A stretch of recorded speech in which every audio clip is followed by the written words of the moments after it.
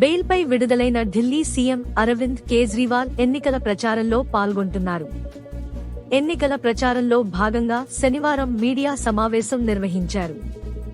ఈ సందర్భంగా అధికార బీజేపీ ప్రధాని నరేంద్ర మోదీపై మరోసారి తీవ్ర విమర్శలు చేశారు.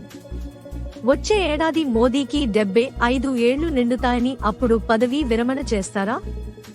బీజేపీ ప్రధానిగా ఎవరు ఉంటారు అని కేజ్రీవాల్ ప్రశ్నించారు. ఇండియా బ్లాక్ ప్రధానమంత్రి అభ్యర్థి ఎవరని బీజేపీ అడుగుతోంది. అయితే వారి ప్రధానమంత్రి అభ్యర్థి ఎవరని బీజేపీని నేను అడుగుతున్నా అని అన్నారు. కాగా సెప్టెంబర్ 2025 17న మోదీకి 75 ఏళ్లు నిండుతాయని కేజ్రీవాల్ తెలిపారు. 75 ఏళ్ల తర్వాత బీజేపీలోని నేతలు రిటైర్ కావాలన్న నిబంధన మోదీ పెట్టారని చెప్పారు. లాల్ కృష్ణ అద్వానీ, మురళీ మనోహర్ జోషి, సుమిత్రా మహాజన్, యశ్వంత్ సిన్హా రిటైర్ అయ్యారు. అలాగే వచ్చే ఏడాది సెప్టెంబర్ 17న మోదీ రిటైర్ కాబోతున్నారా అని ప్రశ్నించారు. మరోవైపు కేంద్రంలో బీజేపీ తిరిగి అధికారంలోకి వస్తే తొలుత ఉత్తరప్రదేశ్ సీఎం యోగి ఆదిత్యనాథ్ను గద్దె దించుతారని వ్యాఖ్యానించారు.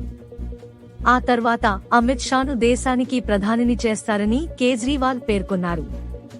అమిత్ షా కోసం ప్రధాని మోదీ ఓట్లు అడుగుతున్నారు. మోదీ హామీలను అమిత్ షా నెరవేరుస్తారా? మోదీకి గ్యారంటీ ఎవరు అందిస్తారు? మీ హామీలను అమిత్ షా నెరవేరుస్తారా అని ప్రశ్నించారు. కాగా త్వరలో ప్రధాని నరేంద్ర మోడీకి 75 ఏళ్లు వస్తాయని, ఆయన స్థానంలో తర్వాతి ప్రధాని ఎవరంటూ ఢిల్లీ ముఖ్యమంత్రి కేజ్రీవాల్ లేవనెత్తిన ప్రశ్న ఇప్పుడు చర్చనీయాంశంగా తయారైంది.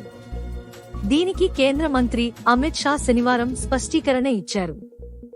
మోడీజీకి 75 ఏళ్లు వచ్చినా ఆయనను మార్చే ప్రసక్తే లేదు. దీనిని నేను స్పష్టం చేస్తున్నాను అని అమిత్ షా హైదరాబాద్లో ఓ ప్రెస్ కాన్ఫరెన్స్ లో స్పష్టం చేశారు. తెలంగాణలో బీజేపీకి మంచి స్పందన ఉందని కేంద్ర హోం మంత్రి అమిత్ షా అన్నారు. రాష్ట్రంలో బీజేపీ 10 సీట్లు గెలుస్తుందని చెప్పారు. హైదరాబాద్లోని బీజేపీ కార్యాలయంలో అమిత్ షా మీడియా సమావేశం నిర్వహించారు.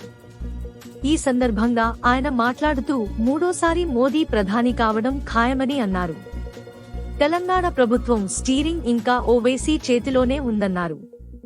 కాంగ్రెస్ కు తెలంగాణ ఏటీఎంలా మారిందని విమర్శించారు. దక్షిణాదిలో బీజేపీ అద్భుతంగా విజయం సాధించబోతుందని అమిత్ షా ధీమా వ్యక్తం చేశారు.